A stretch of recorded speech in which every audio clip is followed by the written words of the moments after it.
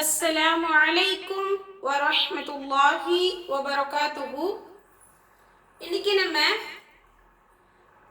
தஜ்வீதுடைய சட்டங்கள்ல meme சம்பந்தமான சட்டங்களை தான் பார்க்க போறோம். இதுல மீம்க்கு மேல சுக்குன் வந்துச்சுன்னா அதை நம்ம எப்படி ஓதணும் அப்படிங்கிற விளக்கங்களை தான் பார்க்க போறோம். ஆல்ரெடி நம்ம என்ன செஞ்சிருப்போம், சுக்குனுடைய சட்டம் நிறைய ப்ராப்பரா பார்த்துட்டு இருக்கோம் இல்லையா? அதுல அடுத்தபடியா சுக்குன்லயே கல்கலாவுடைய சட்டமா பிரிஞ்சிச்சு இல்லையா? அடுத்து மூன்றாவது என்ன, மீம்க்கு மேல சுக்குன் வந்தால் அதை எப்படி படிக்கணும் என்பதற்குரிய 3 பாயிண்ட்ஸ் உள்ள பாடங்கள் தான் இன்னைக்கு நம்ம பார்க்குறோம். நம்ம பாருங்களேன், எஸ்எர்னல் கிதாப் படிச்சிருப்பீங்க இல்லையா? அதுல நம்ம சில சட்டங்கள் தான் பார்த்தோம்.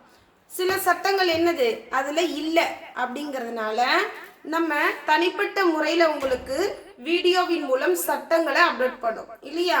இப்போ ஒரு மீம்க்கு மேல சுக்குன் வந்துச்சுன்னா அதோடைய பெயர் என்ன, அதற்கு எத்தனை வகைகள் இருக்கு, அதை எப்படிலாம் நம்ம ஓத போறோம் அப்படிங்கிறது தான் இன்னைக்கு பாடம்.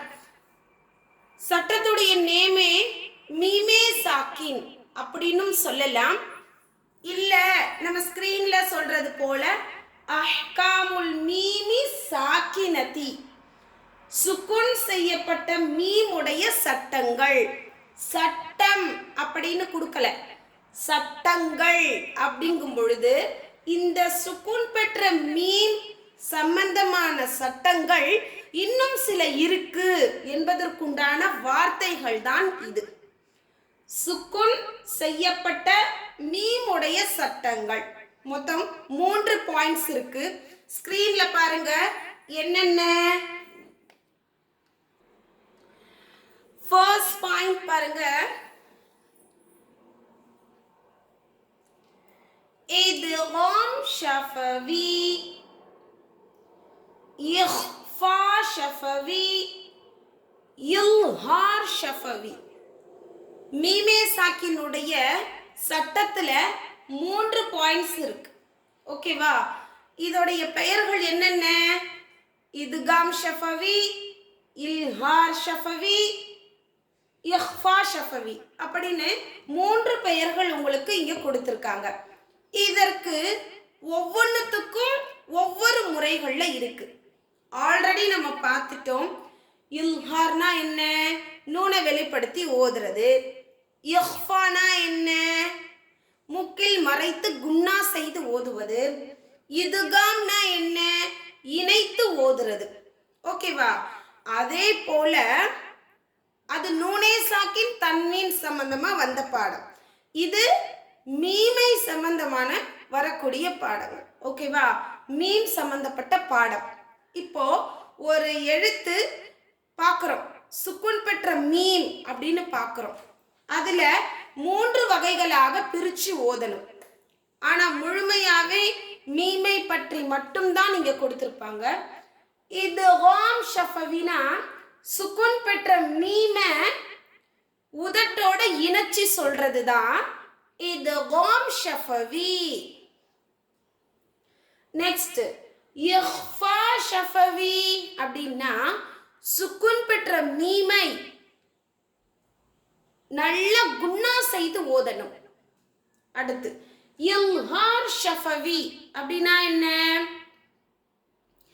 சுக்குன் பெற்ற மீமை வெளிப்படுத்தி ஓதுறது. இப்போ இந்த 3 விளக்கம் இதுதான்.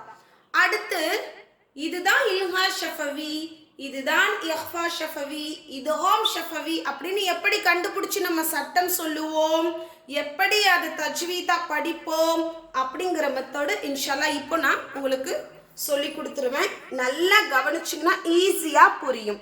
ஸ்டார்டிங்ல என்ன சொன்னோம், சுக்குன் பெற்ற மீம் சம்பந்தமான பாடம்.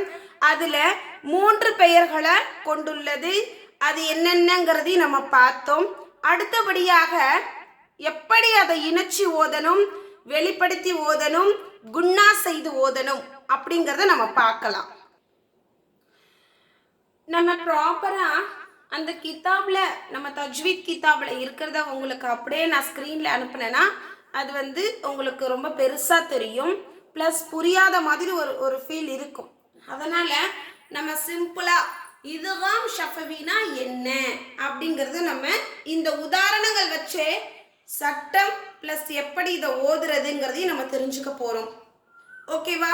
சுக்குன் பெற்ற மீன் சம்பந்தமாக முதல் பாயிண்ட் பார்க்குறோம். என்ன அப்படின்னா இதுகாம் ஷஃபவி. ஓகேவா? இப்போ பாருங்க, இங்கே